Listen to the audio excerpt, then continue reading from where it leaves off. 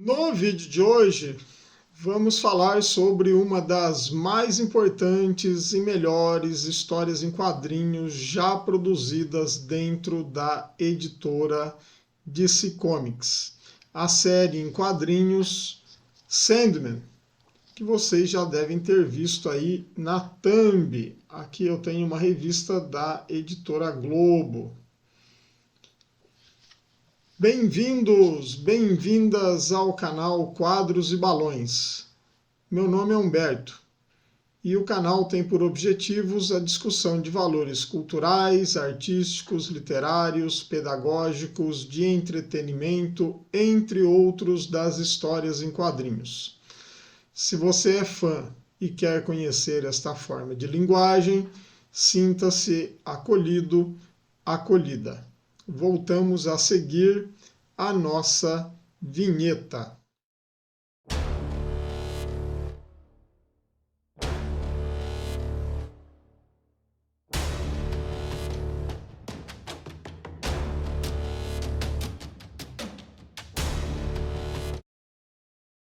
Quando falamos em Sandman, não podemos deixar de falar ou comentar sobre o seu criador, o roteirista de quadrinhos, de séries de TV, escritor, poeta, escritor de músicas e, acima de tudo, um contador de histórias, como ele se define, Neil Gaiman.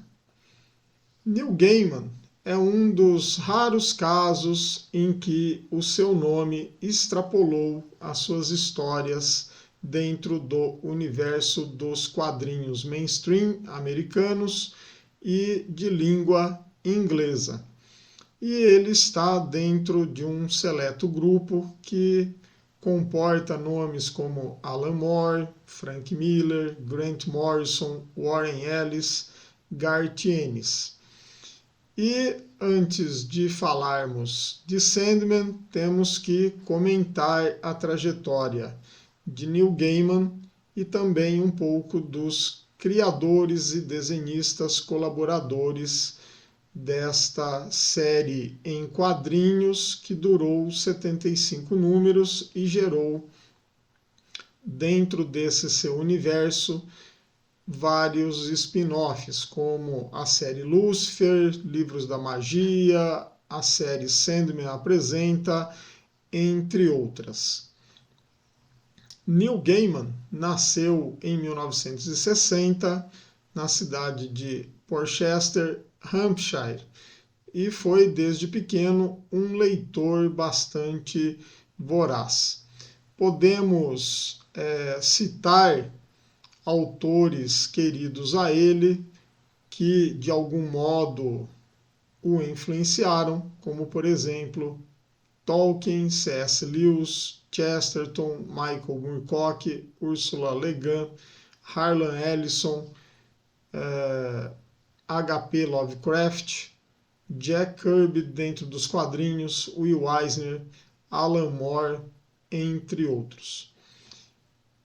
Ele, como autor de quadrinhos, não começou como quadrinista. Ele iniciou seus trabalhos como jornalista e crítico em publicações que tinham filmes, séries, músicas como seus principais temas. Quadrinhos, mais ou menos ali por volta de 1980, 84, não eram a sua paixão da vida. Tanto que ele diz que eram desinteressantes naquele momento. E ele havia parado de ler quadrinhos mais ou menos com 16 anos de idade.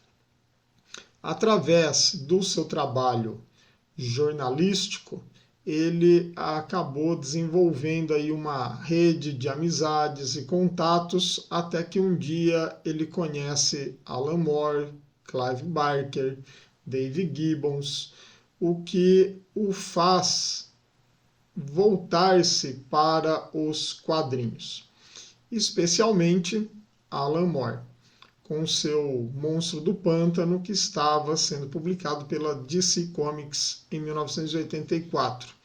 E isso ativou ou reativou a chama do Neil Gaiman para voltar ao mundo dos quadrinhos e viver dessa arte, que era um sonho antigo de criança.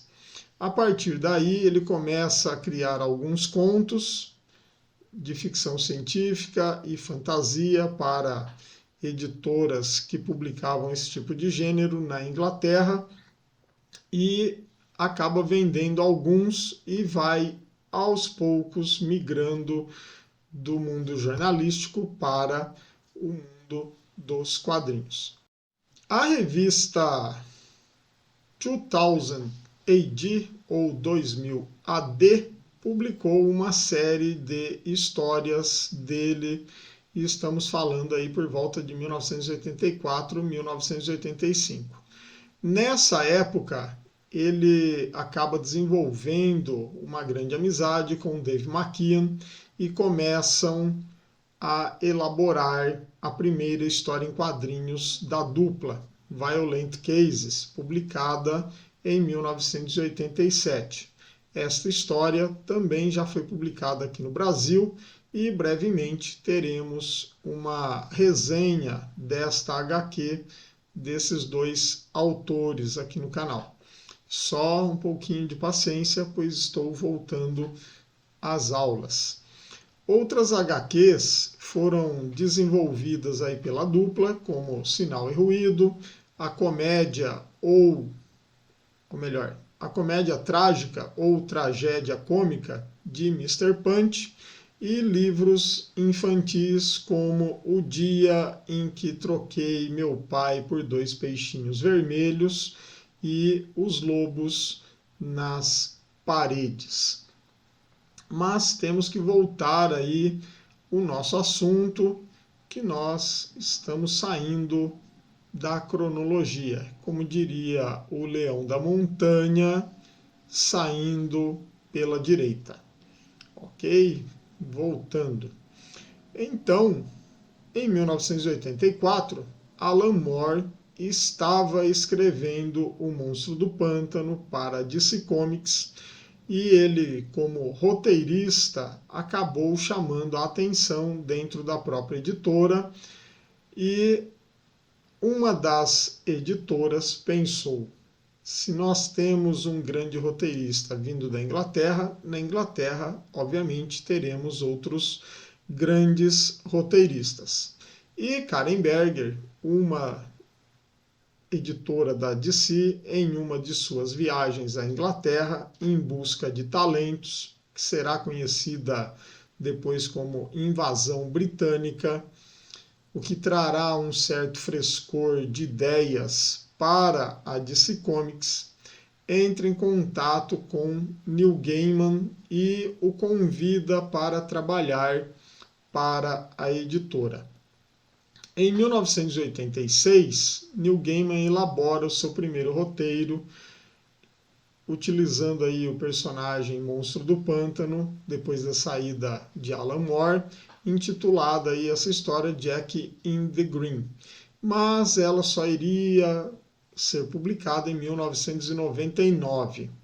O primeiro trabalho de maneira efetiva para a editora a ser publicado seria Orquídea Negra, com Dave McKean. Ela já estava pronta, mas aí pensaram, como nenhum dos dois era conhecido do mercado americano, é melhor protelar a publicação. Afinal, estamos com uma edição luxuosa e para não dar prejuízo, precisamos transformá-los em conhecidos. Dave McKean foi realocado para produzir a arte de Asilo Arkham, de Grant Morrison, e Neil Gaiman produziria uma HQ mensal como roteirista. Orquídea Negra foi publicada como uma minissérie em 3 partes e depois de Sandman. Aqui também teremos brevemente uma resenha sobre a obra, um pouco também de paciência. Esta HQ ela foi a porta de entrada aqui no Brasil para nós conhecermos o autor, visto que foi publicada primeiro aqui e depois Sandman veio a seguir, ao contrário dos Estados Unidos. Pois bem, em setembro de 1987, Karen Berger, após recusar alguns personagens e propostas de trabalho do Neil Gaiman, personagens esses que ele gostaria de trabalhar, e temos que lembrar que estamos em 1985, mais ou menos, em 87, e aí em 85 aconteceu o evento Crise nas Infinitas Terras, dentro da editora, que recolocou, digamos, a marca da DC Comics no mercado e zerou o seu multiverso, transformando em um universo em que os personagens viviam em apenas uma única terra. Então Neil Gaiman havia sugerido aí alguns nomes em 87 para propostas de trabalho, inclusive aí o Vingador Fantasma, e essas propostas foram recusadas. Temos aí o único personagem que ele gostaria de trabalhar era um personagem chamado Sandman. E então a editora Karen Berger sugere a Neil Gaiman criar tudo do zero. Havia 3 versões de Sandman anteriores ao Neil Gaiman. Uma de 1930, da década de 30, chamada Wesley Dodds. Uma criada por Jack Kirby em 1970, 74 e uma do início dos anos 80. Então, essa de 80 é de Roy Thomas.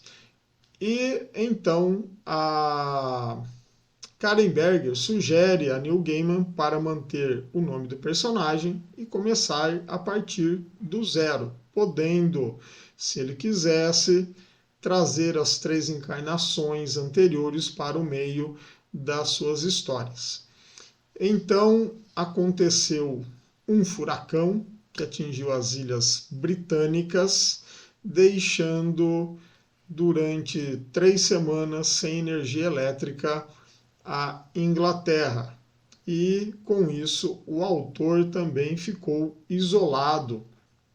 E esse isolamento gerou aí um tempo para ele se dedicar a essa criação. Após algumas pesquisas e leituras, Neil Gaiman elabora os primeiros esboços do personagem. Aí ele pede também ajuda para Dave McKean e também a um desenhista chamado Leif Bausch, que elaboram aí os primeiros esboços daquilo que seria a criação maior do Neil Gaiman. E nessa elaboração, ele prepara o roteiro ou o argumento de 8 das 8 primeiras edições, apresenta a proposta para Karen Berger, que dá sinal verde para a produção. Como sugestão da própria editora, ela chama Sam Kiff, que foi o desenhista das 5 primeiras edições. Ele acha que é um trote, logo depois ele embarca de vez no projeto, pede para chamar Mike Dringenberg para cuidar da arte final, e Sam Kiff é, ao final das contas, aquele que deu um rosto definitivo ao Mestre dos Sonhos. Ele, nessa época, estava com 20 e poucos anos, começa a despontar no meio alternativo. Em outras palavras, para a editora, era mão de obra barata, para uma revista também desconhecida, assim como Neil Gaiman o era na época. E, além de Sandman, ele acabou criando ali na década de 90 um personagem chamado The Max, escreveu uma graphic novel sobre Epicuro e trabalhou aí em algumas histórias do Batman e do Wolverine.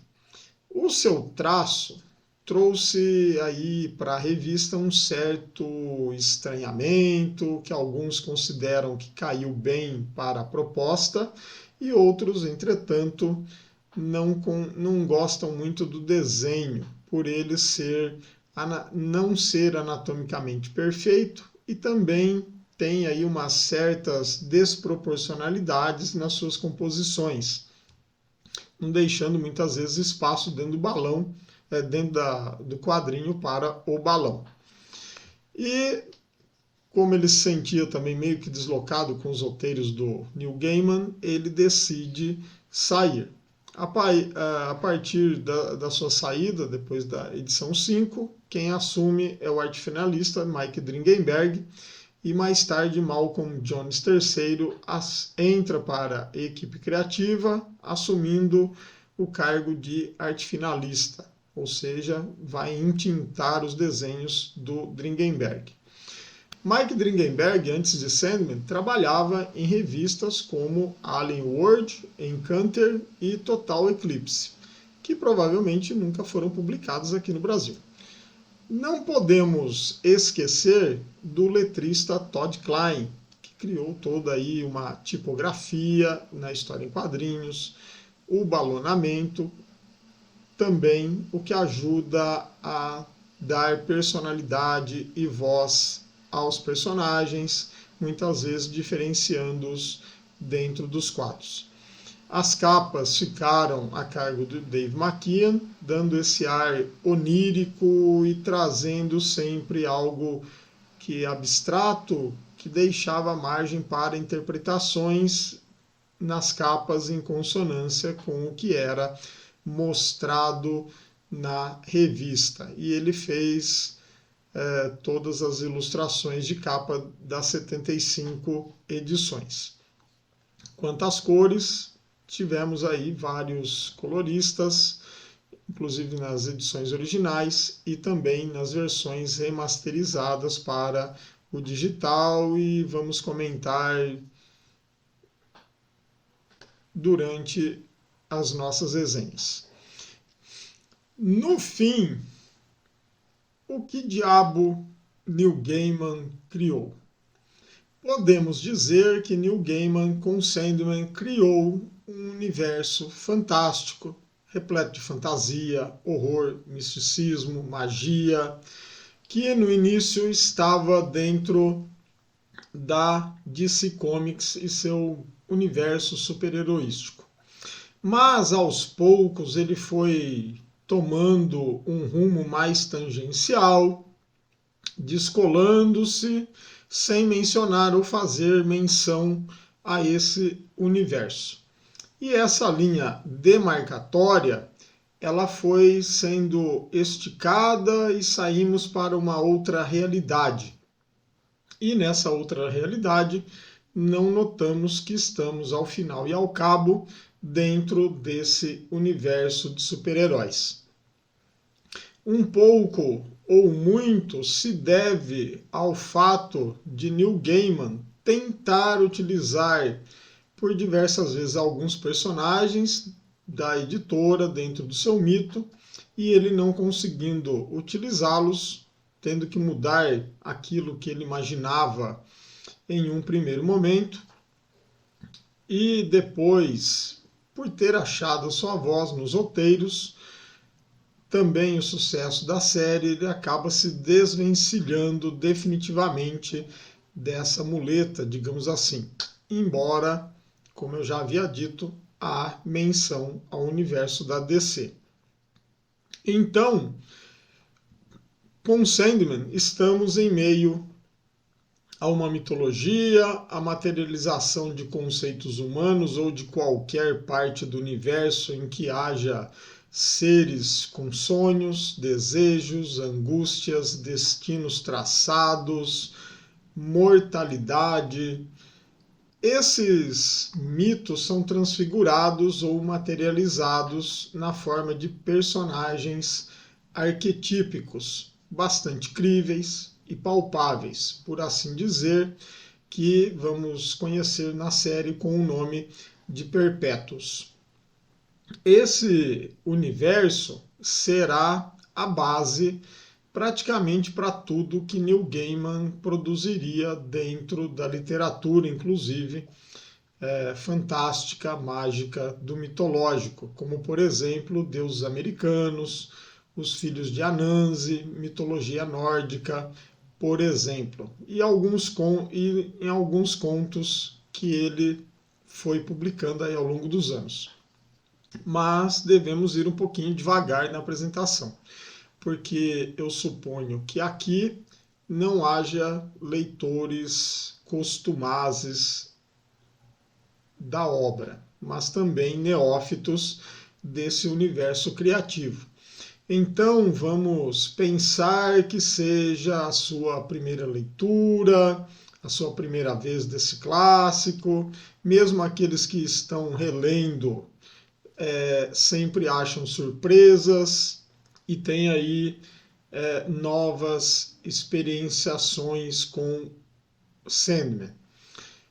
E em Sandman temos uma, digamos, recontextualização de mitos, lendas e histórias, por vezes universais, com uma nova recontagem, uma nova tradução, por assim dizer, e com apropriação de imagens, símbolos, conceitos, histórias reais ou imaginárias, incluindo aí, como eu havia dito, mitos e lendas do folclore, para o processo de se contar as histórias, o que gera com isso um enriquecimento das narrativas trazidas para dentro da revista. Como se tudo o que tivéssemos aí de cultura pudesse ser misturado dentro de um grande caldeirão criativo e os produtos que fossem sendo retirados para serem saboreados e apreciados com calma. Sandman tem que ser apreciado com calma. Este, enfim, não é um universo para ser lido numa tacada só, caro espectador. Ele tem que ser absorvido com sensibilidade, tempo e muitas vezes com pesquisa, visto que há todo um conjunto de referências que foram utilizadas para dar camadas narrativas maiores. E quando elas são descobertas, torna-se divertido para quem quer ampliar horizontes e aprender nesse processo. Esse, eu acredito que seja um dos grandes trunfos de Sandman, trazer um grande emaranhado de histórias e conceitos com pitadas filosóficas, tiradas muitas vezes geniais, que fazem o leitor também refletir sobre aquilo que está sendo transmitido e que foi lido. Às vezes 2 linhas fazem a pessoa pensar e pensar muito. Pode trazer, em alguns casos, maravilhamento, em outras pode trazer choque, vai deixar pessoas desconfortáveis com uma nova abordagem de se contar e desenrolar histórias. E com isso, também não espere aí quebra-quebra, chutes, porradas, como no universo de super-heróis, tanto da DC quanto da própria Marvel, para quem já acompanha super-heróis. Não espere aí um protagonista bonzinho, que vai estar em todas as histórias, com plot twists ao final de cada edição. Não, a regra dessa série não é essa. Espere com isso aí personagens falhos, sujeitos a crescimento interior, a mudanças promovidas pelo tempo, e também uma experienciação da vida, mesmo que seja no papel. podemos dizer que esses personagens eles vão se desenvolvendo conforme vão tomando contato com esta nossa realidade, transcrita para as páginas da HQ. E isso será tratado também em comentários ao longo das nossas resenhas em cada um dos números a partir de agora. Então, ela também, Sandman, não é uma saga cronologicamente contada com eventos encadeados a partir da aparição do personagem, a partir da primeira HQ. Ela, em alguns momentos, não é uma história linear, por assim dizer, ou seja, de maneira constante. Então nós veremos, viajaremos no tempo, teremos histórias no presente, no passado, em algum momento estaremos vendo também o futuro. Uma tecelagem de referências, seja intertextuais, culturais, históricas, multimodais, vai permear as histórias individuais e os arcos de história desse universo, que com o sucesso da série, como eu disse, gerou aí outras séries, que a gente chama de spin-offs, como Livros da Magia, Lúcifer, Teatro do Mistério, Sandman apresenta. Neil Gaiman, ele trabalha com o imaginário coletivo. Ele vai se apropriar de qualquer história para contar novas histórias.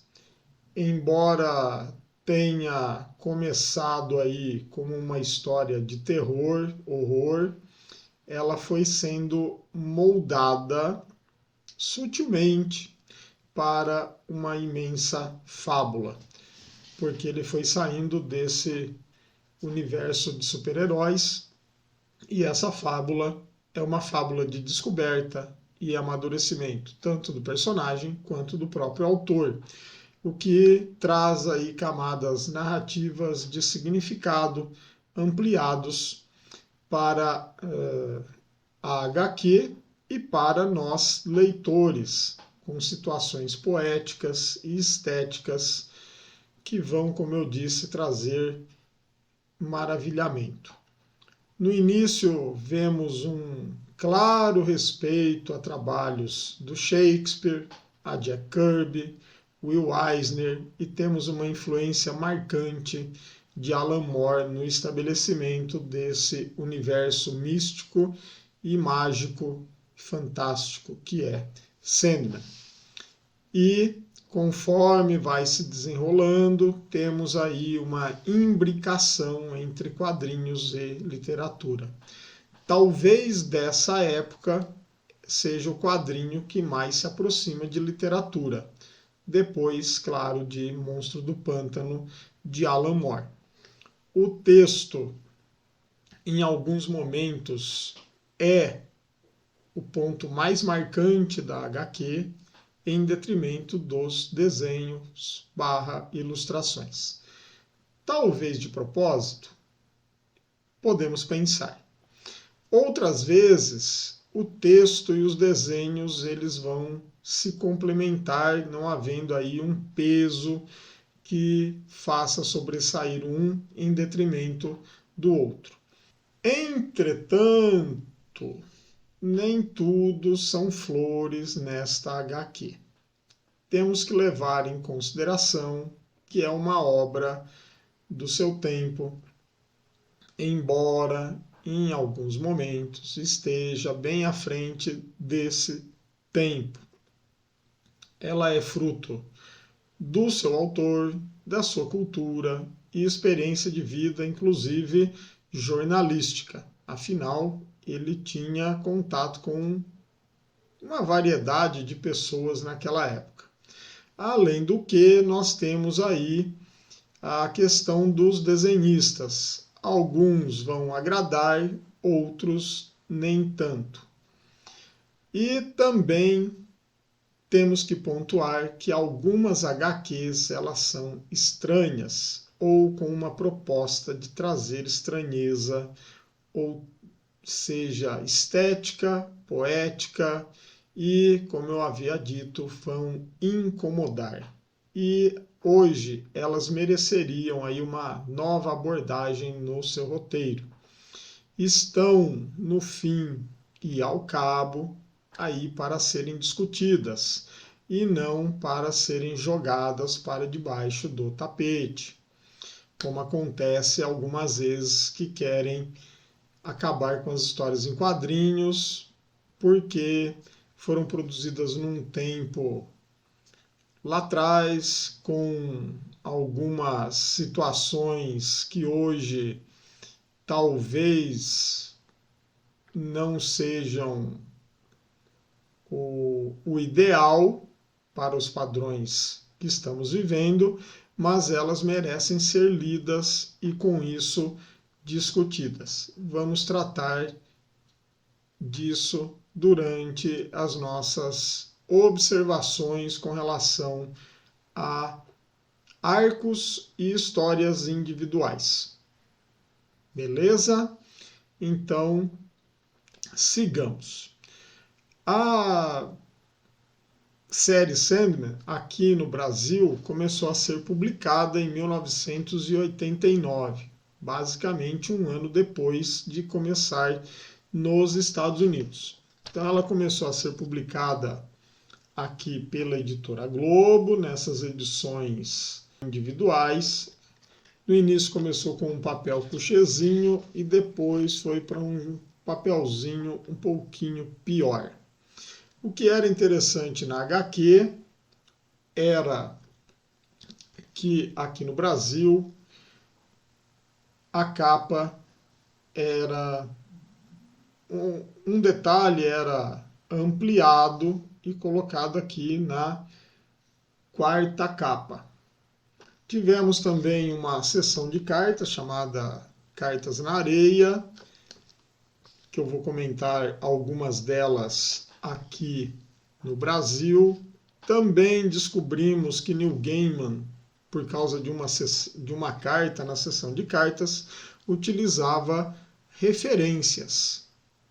Mas isso é para um próximo vídeo, quando nós chegarmos nessa HQ. Depois, ou melhor, volta. A editora Globo publicou a HQ até o número 38 de maneira ininterrupta. Depois ela deu uma parada por baixas vendas.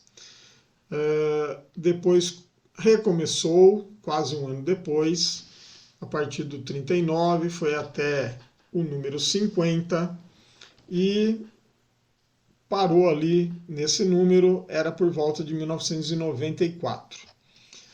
Depois ficamos 2 anos sem publicação e em 96, numa parceria da editora com a Devir, que na época ainda não era editora, era uma distribuidora e importadora de quadrinhos, houve aí a publicação até o número 75. Ficamos sem publicações ou republicações de Sandman e a editora Conrad trouxe a série em 10 encadernados, que são considerados a melhor tradução até hoje da HQ, com extras que muitas vezes foram produzidos aqui no Brasil. Algumas editoras, depois dessa publicação desses 10 volumes, tentaram publicar, mas aí por motivos financeiros, baixa procura de leitores, crises financeiras econômicas que o Brasil acabou passando, pouco ou quase nada foi publicado.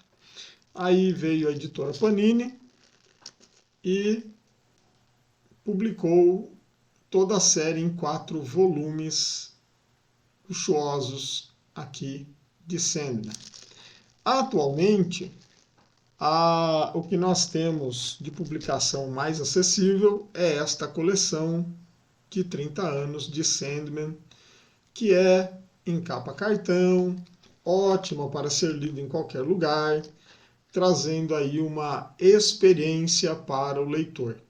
Cada uma dessas publicações, individualmente, encadernado, traz uma experiência para os leitores. Mas, como eu havia dito anteriormente, ela tem que ser lida devagar, ok?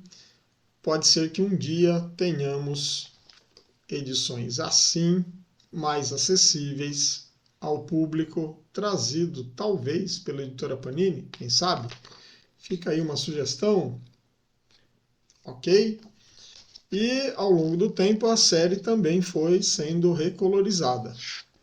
Deixemos aí todos esses preâmbulos e vamos para a leitura da HQ e também já deixe, se está curtindo esse vídeo, o seu joinha, clique aí no botãozinho de curtir, compartilhar, faça esse vídeo circular aí e se inscreva no nosso canal caso não seja um inscrito. Ajude-nos a ampliar o nosso leque de espectadores. Vamos lá. Vamos utilizar a edição da Editora Globo para comentar alguns aspectos de Sandman e apresentarmos curiosidades e discussões desta que é uma das melhores séries em quadrinhos. A Editora Globo publicou o número 1 em novembro de 1989, exatamente um ano após a DC Comics iniciar a publicação. Nessa edição da Globo, vemos uma imagem de Morfeu segurando sua areia dos sonhos, onde lemos: com um punhado de areia eu mostrarei o terror a vocês.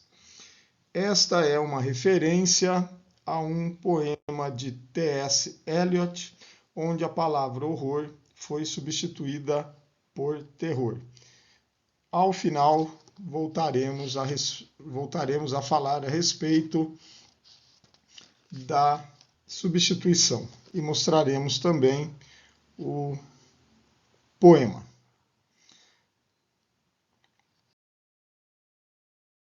Logo na página seguinte, temos um pequeno texto explicando que Sandman surgiu em um conto do escritor Hans Christian Andersen. E aqui no Brasil ele foi batizado como Velho do Sono, pela tradutora Pepita de Leão. Entretanto, Sandman havia surgido especificamente em um conto escrito por Ernest Hoffmann em 1816, bem antes de Hans Christian Andersen. Dito isso, a HQ abre com a chegada do Dr. John Hathaway, diretor do Museu Real, em 6 de junho de 1916, à mansão de Roderick Burgess. Ele leva consigo, e que foi roubado do Museu Real, o Magdalen Grimoire, que é um grimório com feitiços e rituais antigos. Burgess precisava dele para capturar a morte. O Dr. Hathaway só lhe deu o grimório, pois seu filho havia morrido uma semana antes com a submersão do seu destroyer. Lembrando que nós estamos durante a Primeira Guerra Mundial, especificamente na sua metade. E Burgess diz que irá realizar o ritual na próxima lua cheia. Então pulamos para 10 de junho e Neil Gaiman vai nos preparando para o clima onírico da revista. Somos apresentados a 4 pessoas que serão comentadas durante a HQ mais à frente. Ellie Marsden, que ouve uma história de ninar que a aterrorizou. Daniel Bustamonte sonha com um castelo nas nuvens. Stefan Warsman tem uma visão não romantizada sobre a guerra. É apenas um garoto de 14 anos que se alistou para lutar. E Unity Kincaid sonha com um homem alto e moreno.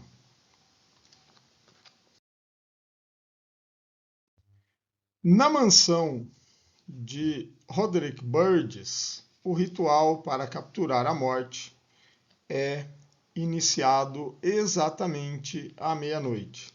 E também sabemos nesta página que Burgess tem a alcunha de Magus e ele tem uma rixa com um outro ocultista chamado Aleister Crowley.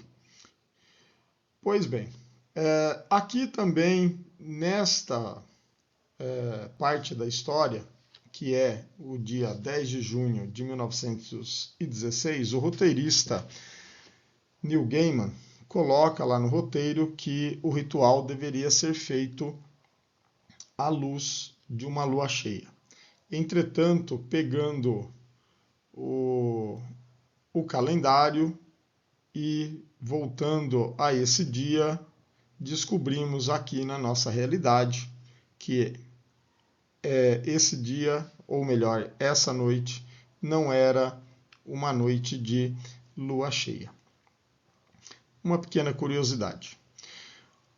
O clima na mansão é bastante lúgubre e sombrio. Um círculo cercado por velas e com símbolos antigos e arcanos está pintado no chão. Roderick Burgess inicia o ritual profano. Vamos ler esse ritual. Eu ofereço uma moeda feita de pedra. Eu ofereço uma canção roubada da sujeira.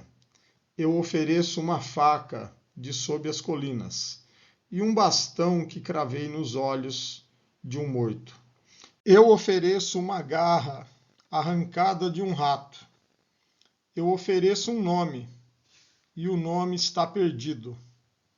Eu ofereço o sangue tirado de minhas veias e uma pena tirada da asa de um anjo. Eu o chamo de muitos nomes, ó mestre. Eu invoco com veneno e invoco com dor. Abro o caminho e abro os portões. Venha. Seus seguidores entoam venha, venha, venha, em uníssono. Então ele continua com o ritual. Eu o invoco em nome dos velhos mestres. Nantar, Alatu, Morax, Nabérios, Clash, Vepar, Maimon. Venha. E todos continuam com o uníssono de venha. A chama Deva o chama, Maborim o chama, Horvendil o chama, da escuridão eles o chamam, para a escuridão eles o chamam. Moeda e canção, faca e bastão, garra e nome, sangue e pena, aqui na escuridão, aqui na escuridão. Aqui na escuridão, aqui na escuridão, aqui na escuridão. Juntos nós o invocamos. Venha. Então, algo ou alguém se materializa no centro do círculo. Vemos um ser deitado no centro do círculo. Está envolto por uma capa que parece mais uma mortalha. Tem uma máscara e em sua cabeça um elmo. Um rubi e uma algibeira estão caídos ao seu lado. E pela primeira vez nós vemos o título da história em quadrinhos, O Sono dos Justos. É uma splash page. Abrindo um parênteses, temos aqui então Morpheus caído quase em posição fetal, a nos dizer a partir daqui que nascerá um outro personagem na mitologia. Roderick Burgess diz que não é a morte. Seus utensílios lhe são retirados. O elmo, a algibeira e o rubi. Morpheus nos é mostrado como um sujeito de pele branca. Não vemos até agora o seu rosto. Ele está no círculo de contenção confinado. Voltamos então a L e Daniel Bustamonte. Eles são os primeiros a sentirem a ausência de Morpheus, o rei dos sonhos. Ela dormirá e ele estará em um sonho acordado. Stefan Warsman não consegue dormir e Unity Kincaid fica perdida em um sonho. Morpheus é colocado em uma prisão de vidro dentro do círculo mágico. Magus então o procura, barganhando sua liberdade. Morpheus nada diz e nós vemos essa conversa pelo ponto de vista do Rei dos Sonhos. Ou seja, quando nós olhamos o que está acontecendo, é através do vidro que deforma a visão tanto do Rei dos Sonhos quanto de nós, leitores. Nós somos as pessoas, junto com o Rei dos Sonhos, presos dentro dessa esfera de vidro. E, por conta disso, a visão também fica com o aspecto de olho de peixe. Acaba, então, a Primeira Guerra Mundial e estamos em 1920. O Dr. Hathaway começa a ser pressionado sobre o desaparecimento de livros e manuscritos do Museu Real. Então, a pressão por ser grande, seu filho, que morreu durante a Primeira Guerra Mundial, não foi trazido à vida e Burgess também não lhe dá qualquer explicação do que ocorreu. Então, ele não aguenta mais essas chantagens do Burgess e acaba se matando, deixando uma carta comprometedora acusando Magus. Entretanto, utilizando um globo mágico para ver o interior do museu, Burgess lança um feitiço e queima a carta condenatória do Dr. Hathaway. Aqui Neil Gaiman resgata da tradição de fábulas esse olho que tudo vê, que através de uma esfera de vidro. Pulamos para 1930 e um dos líderes da Ordem dos Mistérios de Burgess, denominado Ruthven Sykes, debanda do grupo, levando consigo Ethel Cripps, que era amante de Burgess e que se tornará também sua amante. Ele rouba os artefatos do Senhor dos Sonhos e também muito dinheiro. Sabendo que seus dias estão contados, ele faz um pacto com um demônio, pedindo proteção contra a magia do rei demônio. Oferece o elmo de Morfeus em troca de um amuleto que o protege de qualquer coisa. Depois de anos e tentativas frustradas, Burgess finalmente consegue matar Sikes. Ethel, a sua amante, o deixou em 1936, levando consigo o rubi, a algibeira e o amuleto que o protegia. Estamos em 1939. Voltamos às vidas de Ellie, que continua dormindo. Daniel sucumbe à doença do sono.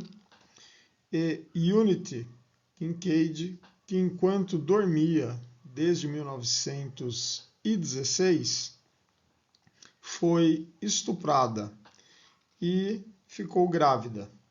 Seu bebê foi dado em adoção. Com a falta do Senhor do Sonho no universo, alguém tem que assumir, digamos assim, o seu manto. Então o milionário Wesley Dodds assume o manto de Sandman.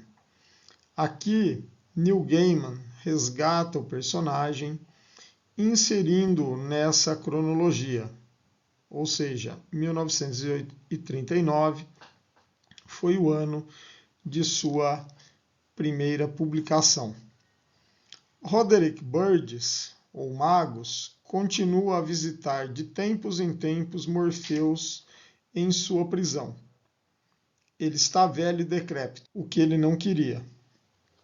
Seu tempo é cada vez mais curto. Aparentando um ataque cardíaco, Magus morre em frente à esfera que prende Morfeus. Foi-se então o ano de 1947. 1955. Ellie Marston acorda 4 a 5 vezes por ano. Daniel torna-se literalmente um zumbi em vida. Unity Kincaid foi internada em um sanatório. Alex, filho de Roderick Burgess, discute com seu namorado a possibilidade de libertar o prisioneiro da esfera. Ele recusa-se a fazê-lo, com medo das consequências que poderiam pesar sobre ele e qualquer um que estivesse na mansão. Temos aqui um tema que será bastante caro a Sandman, que é a questão da homossexualidade. De maneira leve, Neil Gaiman introduziu esse tema na história em quadrinhos. Então, Alex visita Morfeus e tenta persuadi-lo de que os acordos que seu pai queria com ele ainda estão valendo em troca de sua liberdade. Sonho, entretanto, mantém-se calado como ficou neste tempo todo. E vemos pela primeira vez o rosto do personagem. Pulamos então para 1968 e Alex Burgess aproveita a Ordem dos Mistérios e acaba se tornando um guru, digamos, meio que hippie. 1968 não foi escolhido por acaso como o ano em que isto acontece. Sabemos que Ellie ainda dorme. Daniel vaga entre humanos, fora do tempo, e Unity Kincaid permanece internada no sanatório. Temos também que os guardas que ficam de olho em Lord Morpheus são obrigados a usar drogas, anfetaminas e café para permanecerem acordados enquanto vigiam o Rei dos Sonhos. 1970. Paul, namorado de Alex Burgess, assume o comando da Ordem dos Antigos Mistérios para ganhar dinheiro e aproveita de certa influência para desfrutar de favores sexuais. Alex torna-se cada vez mais obsessivo com Morpheus. Passa muito tempo analisando a mesma página de um livro sobre entidades místicas e milenares. Sempre a mesma página. Alex visita regularmente o Rei dos Sonhos e aqui Neil Gaiman condensa a passagem do tempo em 3 quadros: 1972, 1978 e 1982. Neles, ou nesta página, vemos que Alex está cada vez mais velho e, assim como seu pai, seu tempo torna-se cada vez mais curto. Novamente, ele tenta persuadir o Rei dos Sonhos com a sua liberdade, desde que consiga lhe dar a tão sonhada imortalidade. Morpheus começa a perceber que os guardas estão cada vez menos atentos e mais desleixados à sua figura. E pensa, breve, com um olhar maligno sobre os humanos, inclusive sobre nós. 1988. Ao parar a cadeira de rodas na qual Alex está sentado, Paul, sem perceber que a parou sobre os símbolos arcanos gravados no chão, quebra a barreira de contenção do feitiço que impedia Sonho de sair dali.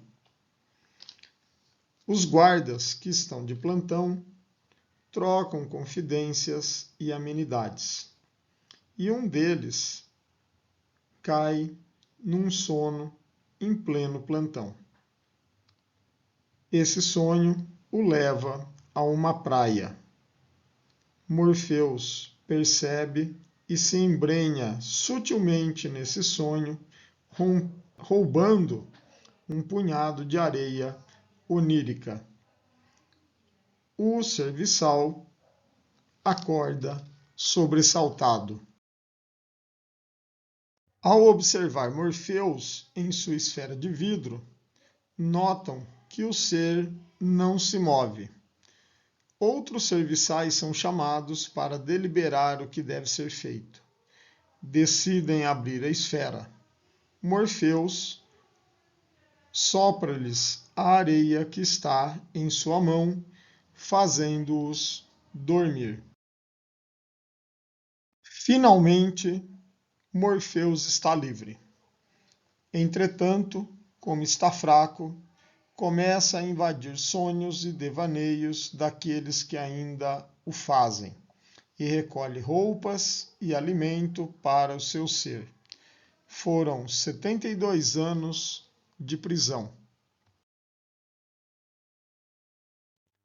Ao redor do mundo, sua liberdade ressoa entre os mortais que estavam presos em sono eterno, ou que parecia eterno. Ellie finalmente acorda, Daniel sai do seu transe zumbi e Unity Kincaid recorda-se que teve um bebê. Lord Morpheus, após se recompor, mas ainda não totalmente, vai atrás de seus artefatos e, sobretudo, de vingança.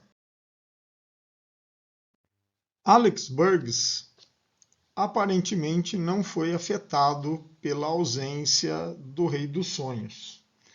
Está dormindo e sonhando. Seu sonho o leva para uma estranha casa com corredores escuros. Enquanto caminha, se vê rejuvenescendo. Um gato surge a seus pés, guiando-o, dirigindo-o a uma sala que contém uma cadeira, semelhante a um trono. O gato sobe nessa cadeira e transforma-se em Morpheus. Alex, ao ver a transformação, se assusta, mas nada diz. Morpheus ainda brinca. O gato comeu sua língua?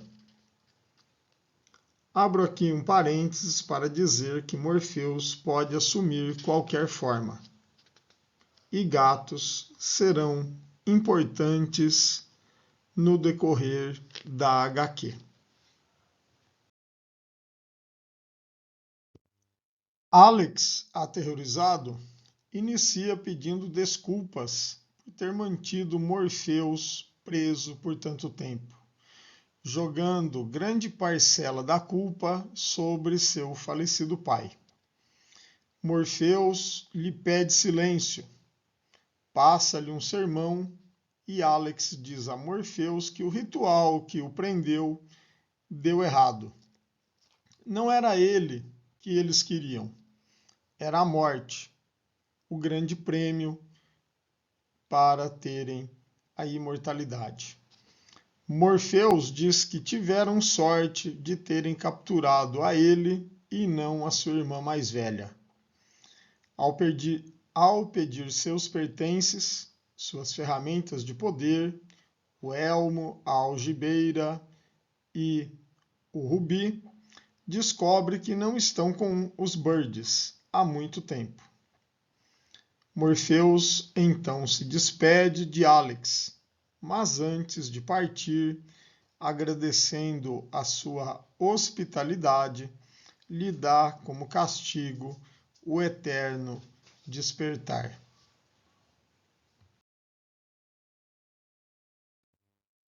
Nessa mitologia, o eterno despertar é um pesadelo dentro de outro pesadelo, sem que o corpo acorde efetivamente.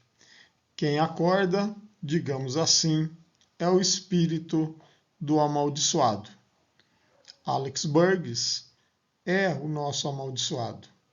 Vai sonhar eternamente, tendo pesadelos e, ao acordar, saberá que foi um sonho e, novamente, terá um outro pesadelo.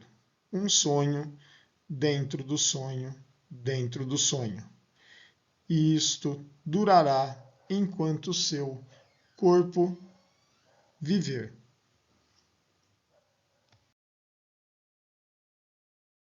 Morpheus finalmente está livre e nos despedimos da HQ.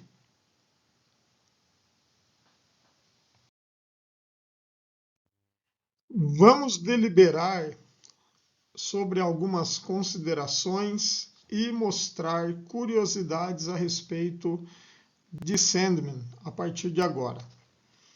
Aqui vocês estão vendo a primeira capa da revista à esquerda e à direita a instalação de uma estante produzida por Dave McKean com um retrato de Morpheus e ao redor, em pequenos nichos, objetos que simbolizam alguns momentos da HQ. Um deles é a questão do tempo, representado pela ampulheta. A edição da Editora Globo, como eu havia comentado, onde a obra, segundo Neil Gaiman, foi melhor tratada enquanto publicação. Sempre ao final, na quarta capa, havia um detalhe da primeira capa ampliada nas edições. Como estão vendo, da primeira edição, o rosto de Morpheus, com seu aspecto enevoado, fugaz, onírico e misterioso, estão ampliados, ou melhor, está ampliado aqui nesse primeiro número. A cor é neste quadrinho e devemos entendê-la como um preenchimento acrescentado à HQ. Ela traz uma significância maior, não apenas de quantidade de luz, mas também a sua qualidade, trazendo também uma psicologia perceptiva e um entendimento da natureza narrativa que o autor ou o artista ou também o colorista quer ou queriam transmitir com a página. Com isso, o impacto visual se sobrepõe às massas de nanquim e às suas possíveis texturizações. A cor tem aqui um conteúdo simbólico, dando efeitos emotivos à HQ. Como vocês estão observando, temos duas páginas de comparação para verem como a revista tinha sido publicada anteriormente. No caso, a Editora Globo espelhou a edição americana, que nós utilizamos aqui para dar início ao nosso trabalho sobre Sandman, e ao lado direito estamos observando a página da edição com tratamento digital. Podem notar que há uma diferença bastante acentuada de cor, e essa mudança trouxe uma outra carga narrativa e de significado para a história. O que nós entendemos como carga narrativa usando cores? As cores, como por exemplo, laranja, verde, amarelo, vermelho, azul, preto, cinza, branco, marrom, elas transmitem sensações, informações e cargas narrativas para quem está, e principalmente em uma mídia visual, como são os quadrinhos, o espectador pode ficar parado observando a página, diferentemente, por exemplo, do teatro, dos filmes em cinema. Temos aí as séries e filmes de televisão, embora especificamente em streamings nós conseguimos parar a cena e sentar e ver o desenrolar da história e voltar para um determinado trecho e tentar entender o que está sendo colocado para nós ou os espectadores através da paleta de cores na cena. As HQs, elas já permitem isso praticamente de início quando nós começamos a lê-la. Do lado esquerdo, temos então cores aí como o verde, amarelo, roxo / lilás e o preto. E essa paleta de cores, ela não foi escolhida por acaso. Ela foi escolhida para transmitir sensações ao leitor.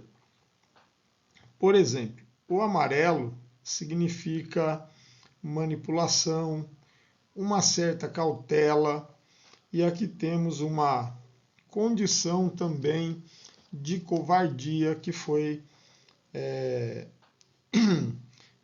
tomada com relação ao personagem. Lembrando que o personagem Sonho foi capturado e a partir desse momento ele vai ficar preso por 72 anos. Também temos aí o verde, que é uma cor secundária e pode significar ganância, inveja, corrosão, náusea e, por que não dizer, veneno. Em roxo, o manto do personagem nos diz que há uma certa crueldade acontecendo. E a crueldade também vai ser importante e ela vai ser produzida pelo próprio Morpheus, que, como veremos, ele pode ser bastante cruel e prepotente por causa da sua condição de uma deidade. Claro que o veremos crescer enquanto personagem ao longo da série.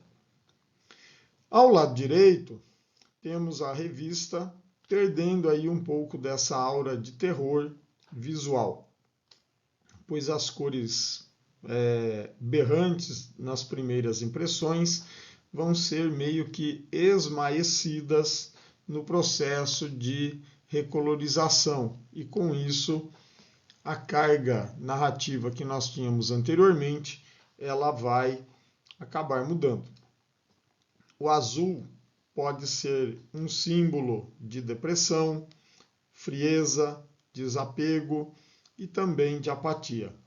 O amarelo fica aí esmaecido, mas ele sai do título para entrar esse azul, mas ainda continua com a mesma carga narrativa que eu já havia dito anteriormente. E bastante destacado, nós vamos ter agora o preto, que nos traz a significância da solidão, negatividade, o mal, o segredo, a submissão, luto, vazio e, por que não dizer, mistérios. Estamos aqui envolvidos por mistérios, não apenas por uma sociedade secreta, mas também com este personagem. Esta imagem nos faz questionar quem é esse personagem, esse ser, que está exatamente nessa posição, como eu já havia comentado, numa condição quase fetal que indica pelo menos duas coisas. O que ele era anteriormente a esta história está sendo deixado para trás. O seu passado, entretanto, vai ser conhecido aí um pouco através da HQ. E a partir de agora, também podemos entender que se trata de um novo ser, um novo personagem, que está se formando a partir daqui. Esqueça o que você conhecia de outros personagens com o nome Sandman. A partir daqui existe toda uma nova mitologia sendo criada a partir desta página. Também temos a questão do título, O Sono dos Justos. Embora possamos pensar num título com conotação bíblica, a expressão sono dos justos surgiu em História Abreviada de Porto Real, no início do século XVII, pelo francês Jean Racine, ou Racine, não sei. E aqui pode ter um duplo sentido, um deles um tanto quanto irônico, como é típico do humor inglês. Lembrando que Neil Gaiman é inglês, pois, além de indicar um sono tranquilo, profundo, ou quase, temos aí os personagens Ellie, Daniel Bustamonte e Unity Kincaid, que através das décadas vão nos mostrando como é a sua vida. E, entretanto, o que não é mostrado é exatamente o sono por parte dos Birds. Assim, se dá a entender pelos devaneios deles sobre a questão da imortalidade. Eles se veem a cada vez que acordam como mais próximos da morte. Como seria verdadeiramente o sono desses personagens que, por um lado, também se tornam vilões? De justos, eles não têm nada. Na página anterior, eu esqueci de comentar sobre o título, O Sono dos Justos, que, como vocês observaram, estava feito com tipografia diferente, o que dá também um outro aspecto ao título da HQ. Mas sigamos. Nesta página, à esquerda, na metade de baixo, além do preto, o preenchimento foi feito com a cor roxa, para destacar o personagem Morpheus em branco no meio dos 3 últimos quadros.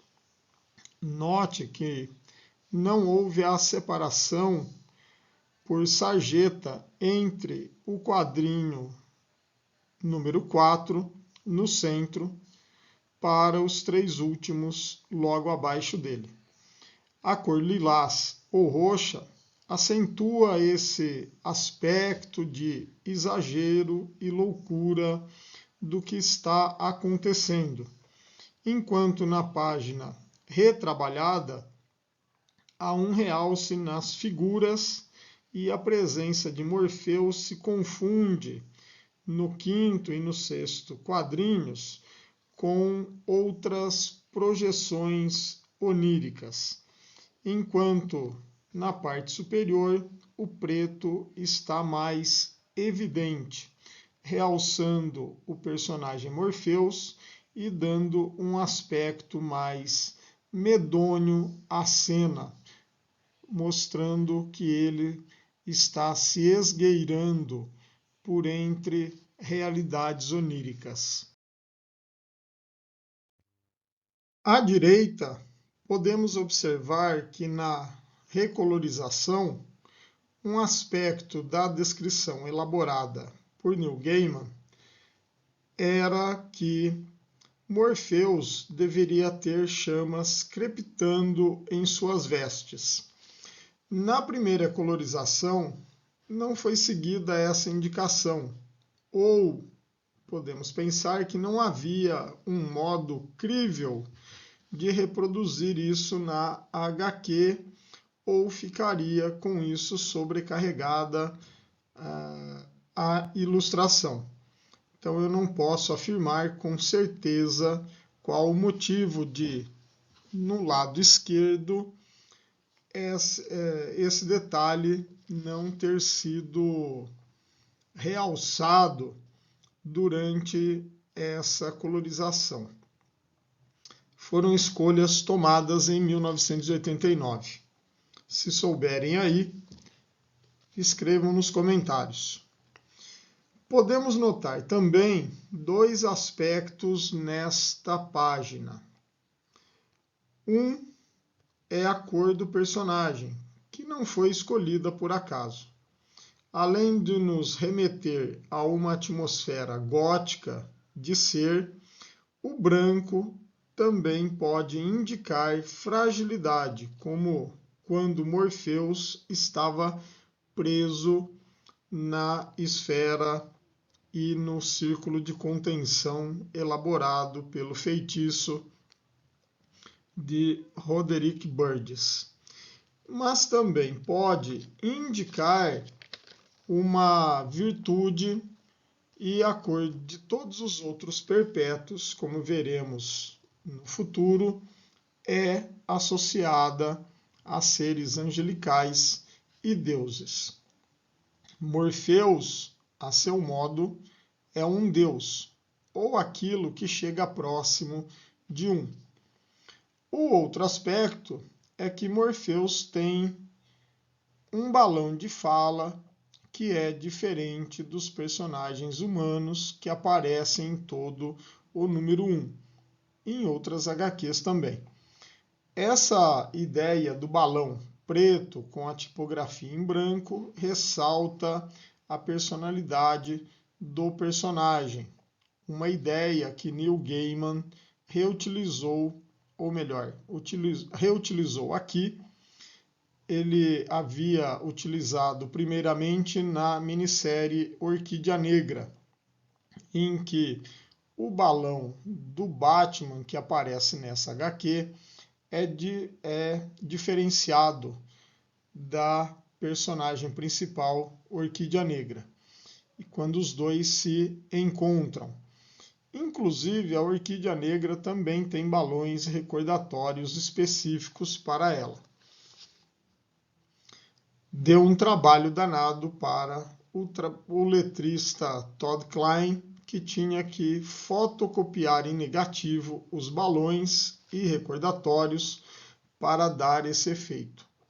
Não havia Photoshop naquela época. Esse tipo de balão e recordatório, somados à tipografia, dão um sentido de ouvirmos a voz de Morpheus de maneira oleosa, gutural e com um poder para o personagem.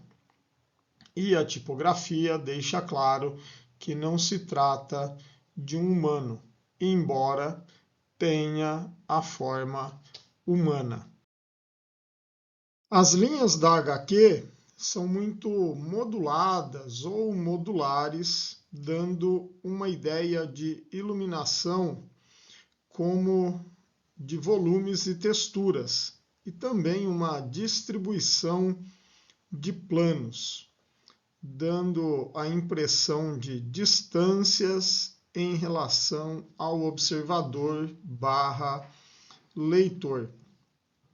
Temos zonas escuras que ressaltam as claras.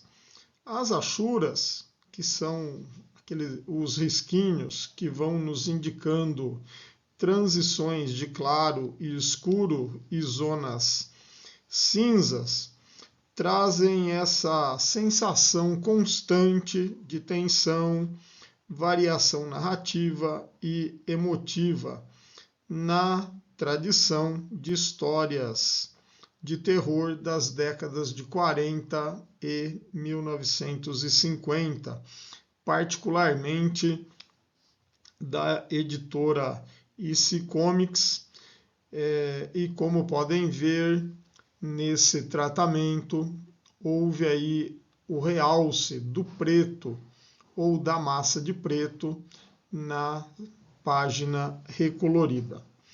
E retomando a recolorização, vocês estão observando as duas páginas com o mesmo momento, quando Morpheus escapa de sua prisão. Temos tons de verde e lilás/roxo na primeira, à esquerda, e à direita, tons azuis e amarelos, alaranjados, e embora o azul e o verde possam ter a mesma modulação, digamos assim, a página à direita tem um peso maior ao ressaltar a fuga do Lorde dos Sonhos de sua prisão. E aqui, finalmente, nesta página, vou confessar que existia um aspecto que me incomodava já naquela época, que é o quinto quadrinho. Temos a silhueta de Morpheus e alguém falando ao fundo.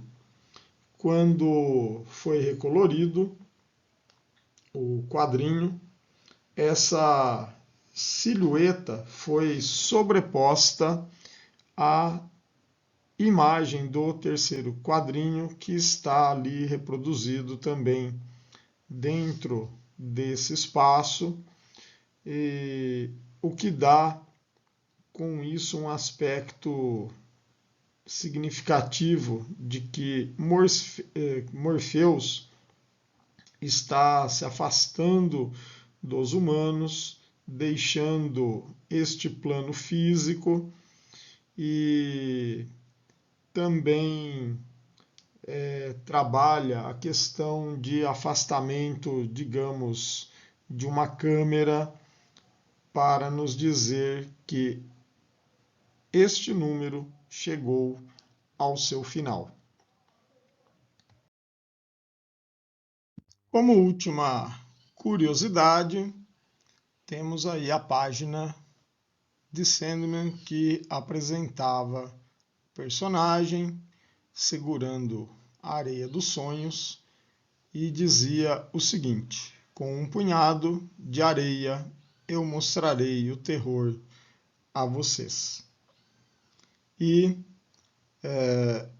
embaixo nós temos aí do lado direito o poema de T.S. Eliot, que tem a palavra terror substituída pela palavra medo, e eu havia dito que era horror anteriormente. Venho aqui pedir desculpas. Então vou ler aqui só a última parte desse poema. Quais são as raízes que agarram? Quais galhos crescem desse entulho petrificado? Filho do homem, não podes dizer ou supor, porque apenas conheces uma pilha de imagens quebradas, onde o sol bate, e onde a árvore morta não abriga, o grilo não consola, e a pedra seca não jorra sua água. Há apenas sombra sob essa rocha rubra. Venha para baixo da sombra dessa rocha rubra, e eu te mostrarei algo diferente da tua sombra pela manhã, alongando-se atrás de ti, ou de tua sombra ao entardecer, nascendo ao teu encontro. E eu te mostrarei medo em um punhado de pó. Então, Neil Gaiman utiliza esse poema, faz aí uma referência a T.S. Eliot, temos aí o link de onde foi publicado, aqui em português, com um punhado de areia eu mostrarei o terror a vocês. E nós veremos que a Sandman, ela vai se tornando aos poucos, ela começa com essa proposta de ser uma revista que tem o terror ou o horror como tema principal, e ela se torna literalmente, após um determinado tempo, ela se desvencilha desse termo terror ou horror e se torna uma grande fábula, uma revista para histórias muito caras, às vezes aí para Neil Gaiman em seus temas. Espero que tenha lançado luz aí a respeito da revista. em alguns aspectos. Claro que existem outros que nós poderíamos discutir, mas ficaríamos aqui horas e horas, dias e dias discutindo cada uma dessas revistas. Vamos descobrir algumas aos poucos e outras eu peço a você, espectador deste canal, que escreva aí nos comentários a respeito de outros aspectos, de outras citações que podem enriquecer o vocabulário, seja de palavras, seja de sonhos, seja de cultura de quem é leitor desta revista. Vou me despedir aqui, volto fisicamente para vocês e não em voz. Espero que eu tenha lançado luz para esta história em quadrinhos introdutória ao Reino do Sonhar, que, convenhamos, já no seu início é bastante amarradinha nos seus conceitos. E torço para que a editora Panini ou outra editora traga os volumes de Sandman annotated para que possamos ter acesso a todas ou quase todas as referências que Neil Gaiman utilizou para enriquecer esta obra. Estamos arranhando superficialmente a história Sono dos Justos, que vai fazer parte de uma playlist sobre Sandman, como eu já havia dito anteriormente. E eu peço a você, espectador desta análise, resenha, que escreva aí nos comentários outros aspectos que podem enriquecer ou ampliar a cultura de quem lê Sandman, que tem um pé na literatura.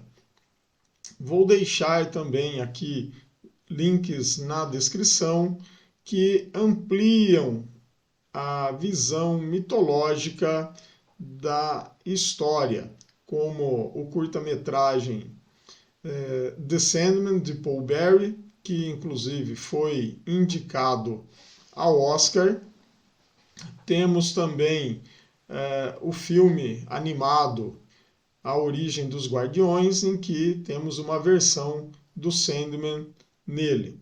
E mais 2 clipes de música, uma Enter Sandman do Metallica e outra chamada Mr. Sandman, gravada pelas Chordettes.